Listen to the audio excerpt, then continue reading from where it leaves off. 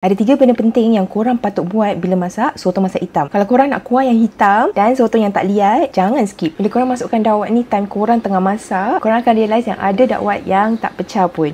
Tu yang buat korang punya kuah tu nampak pucat. Untuk dapatkan kuah yang hitam, korang kena keluarkan dakwat dulu. Tapi masukkan dalam blender sekarang. Kita nak blendkan dia dengan bahan-bahan kisar. Bila semua dakwat korang dah keluarkan, korang dah boleh start potong sotong ikut korang punya cita rasa.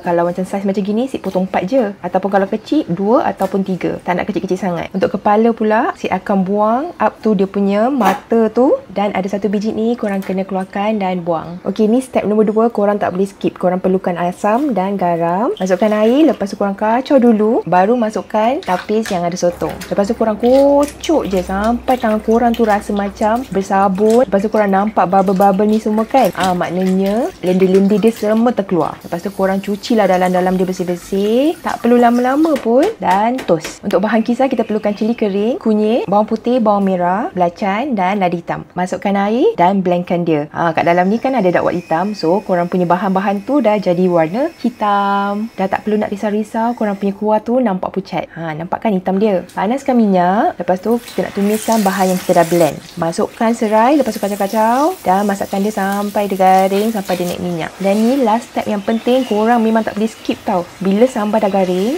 dan naik minyak, korang dah boleh masukkan cukup rasa dan garam. Lepas tu korang kacau-kacau dulu, baru masukkan sotong, masukkan air asam, lepas tu korang kacau sampai rata dan masakkan dia selama 1 minit je. Tak boleh lama-lama tau, 1 minit je. Selepas 1 minit, sotong pun dah kembang, lauk kita pun dah berkuah sikit. Terus matikan api, biarkan sotong masak sendiri kat dalam kuah. Selepas 10 minit, Sik biarkan dia tanpa api, dan macam ni lah rupa sotong masak hitam Sik. Dia berkuah dan sotong dia tu tak kecut sangat dan tak liat pun.